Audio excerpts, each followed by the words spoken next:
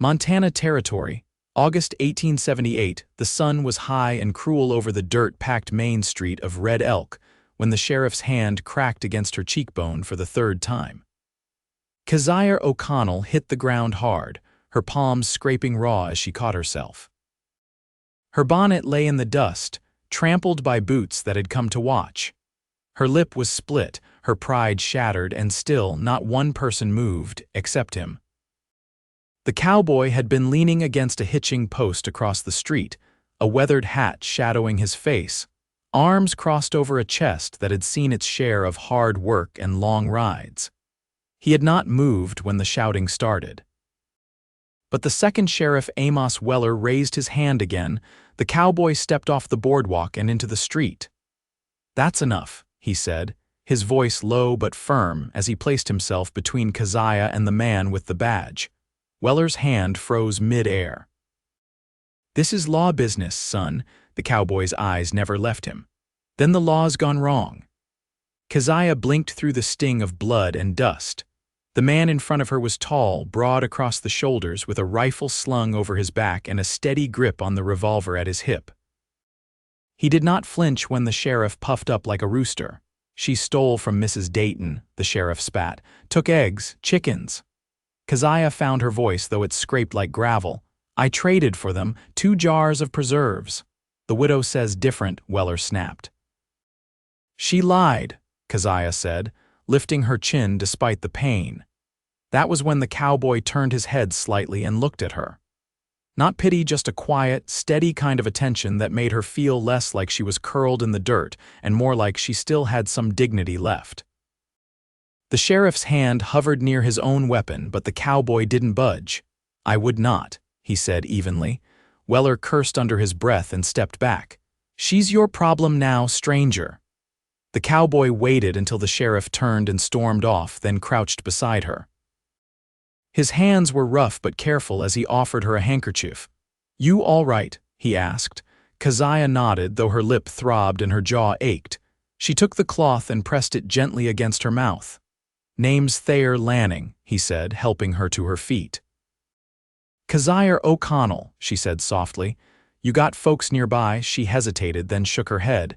"Just me and my son." Thayer's eyebrows lifted. "Where is he?" With the liveryman's wife. "She watches him sometimes when I take work." "You got a place to stay?" "I rent a loft above the old feed store. Barely holds the 2 of us." He glanced toward the sheriff's office. "That man lays hands on you again, I will put him in the ground." Keziah stared at him.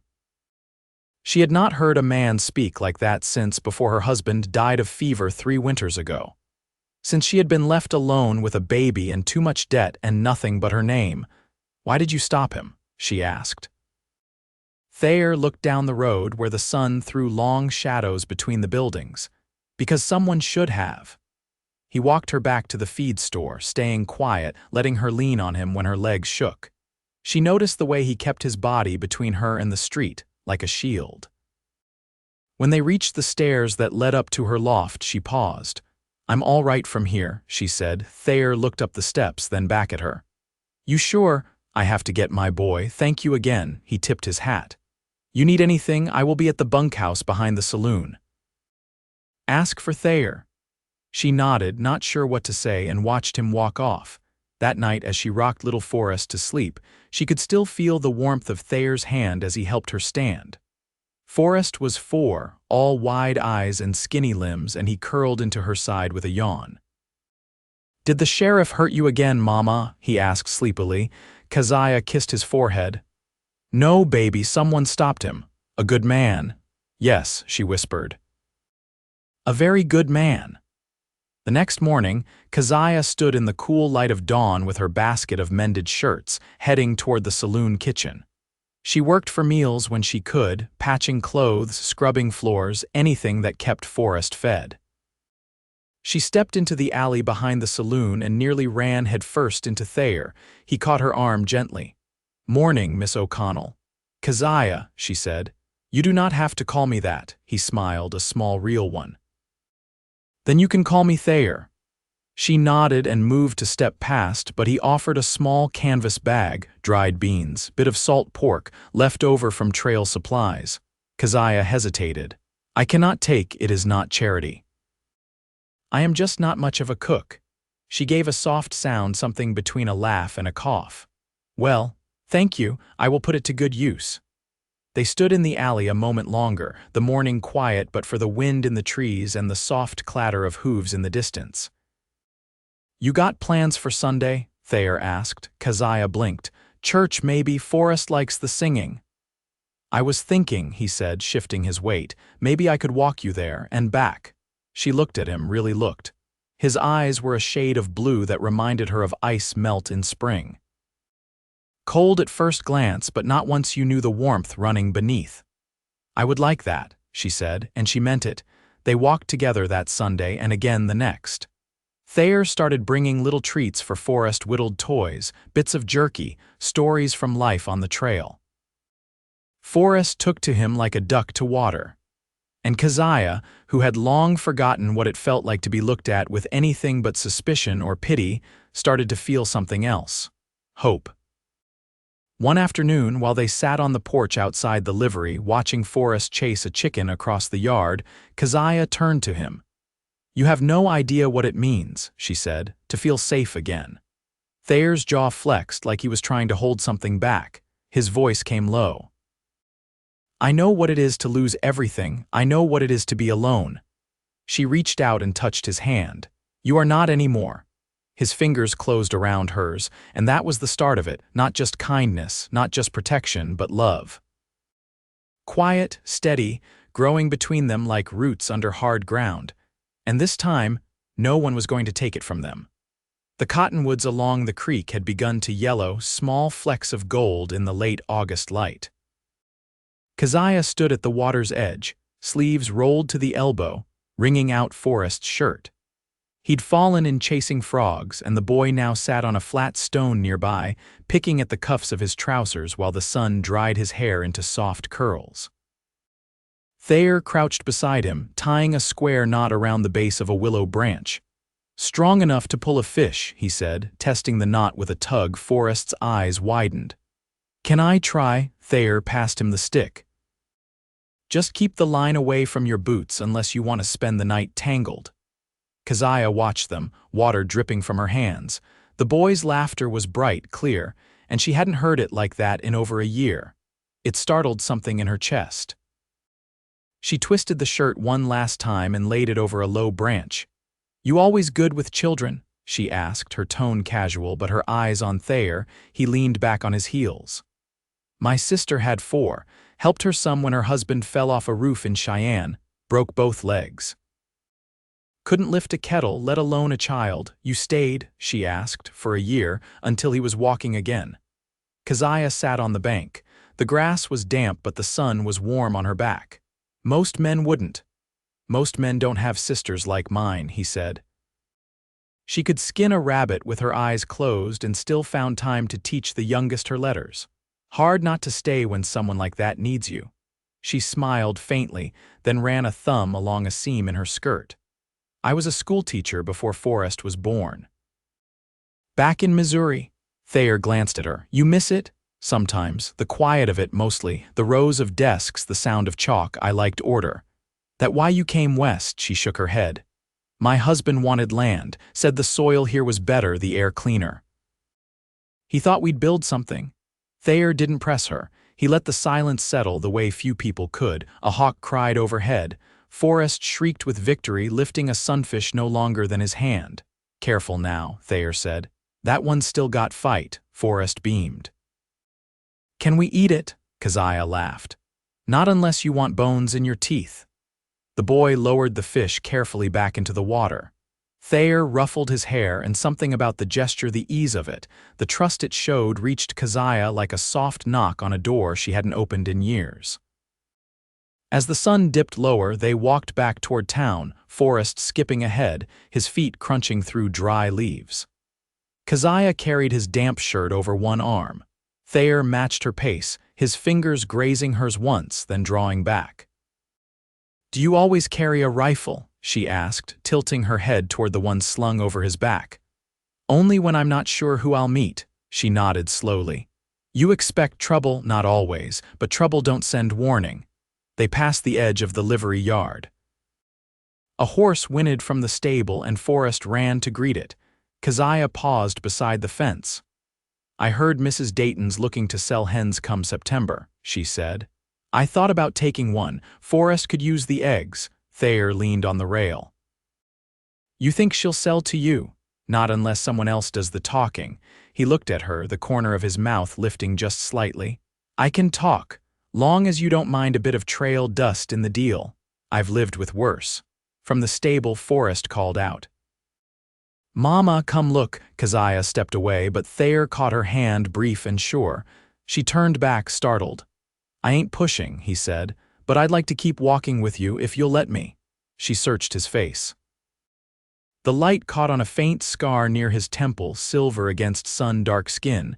His eyes held something steady. Not promise, not yet, but a willingness to try. "All right," she said softly. "Let's see where it goes." She walked to her son, and Thayer followed. Behind them, the last of the sun brushed gold across the rooftops of Red Elk. And for the first time in a long while, Keziah didn't dread the night. By mid-September, the wind picked up in the evenings and carried the first scent of frost. Keziah stood at the stove in the back room of the feed store loft, stirring cornmeal into a bubbling pot. The fire was low, but the warmth settled in the floorboards. Forrest sat cross-legged near the window, a small wooden horse in hand, turning it back and forth with quiet concentration. Thayer knocked once before pushing the door open. "I brought nails for the coop," he said, lifting a burlap sack over his shoulder. "Liver him in, let me have some scraps of oak, should be enough for a roost." Keziah stepped aside so he could set the sack down near the door. "You've already done more than I could have asked." "I don't like half-finished things," he said. "Besides, Forrest talks about those chickens like they're already laying." Thayer crouched beside the boy. "You still have names picked out," Forrest nodded solemnly. "The red one's Clara. The spotted one's Pepper." Thayer tapped the horse in his hand. "And this one?" "She's just horse," Forrest said. "Mama said not to name things we ain't keeping." Keziah turned back to the pot, her hand tightening on the spoon. Thayer stood, brushing off his trousers. "I don't aim to leave." She didn't answer right away.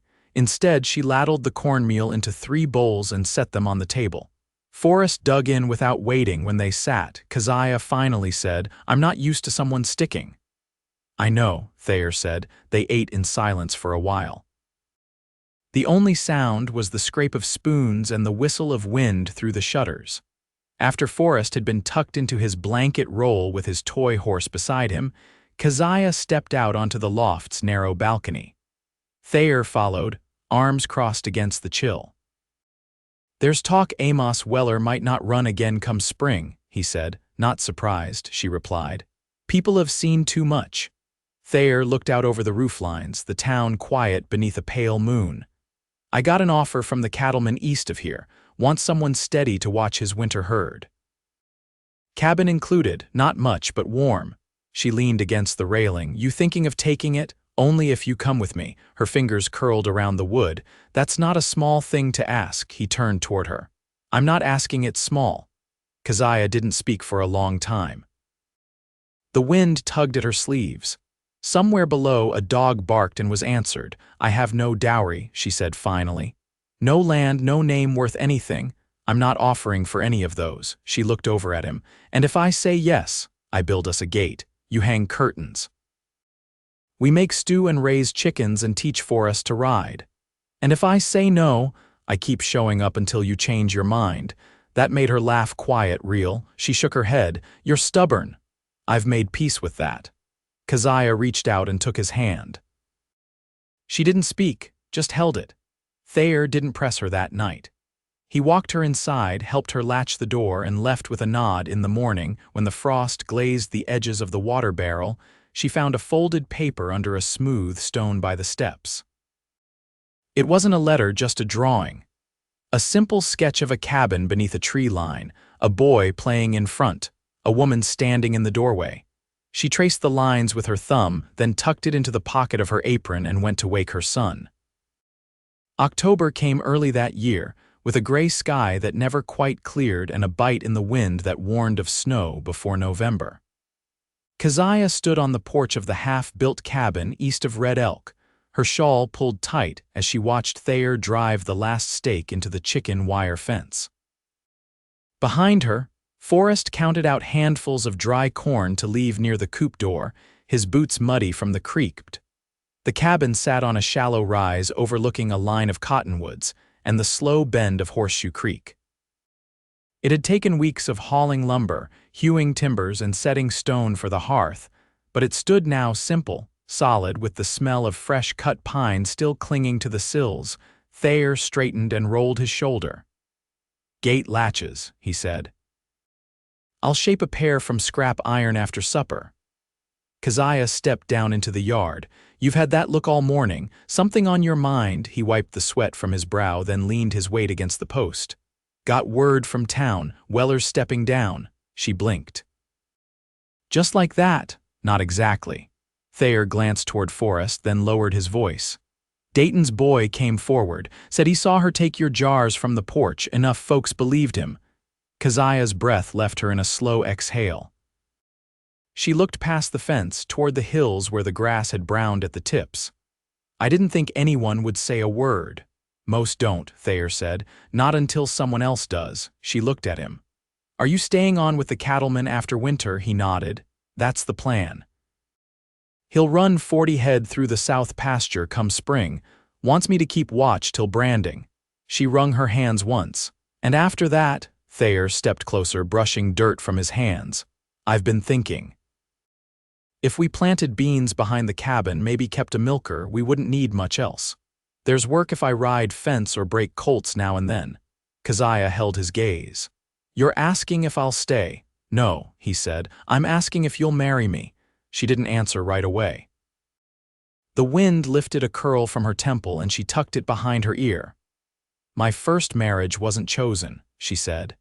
"Patrick was a good man, but I was young and it happened fast. I don't regret it, but I didn't know what it meant to choose someone." Thayer didn't speak. She reached out and took his hand. "This time I do," he nodded, eyes steady. "Then say it." "Yes," she said, voice steady. "I will." From the porch, Forrest called out. "Mama, there's a rabbit by the coop." Thayer smiled not wide but real and pressed his forehead to hers for half a breath before stepping away. "I'll fetch my tools," he said. "That latch won't shape itself." Inside the cabin, the hearth crackled with the first fire of the season.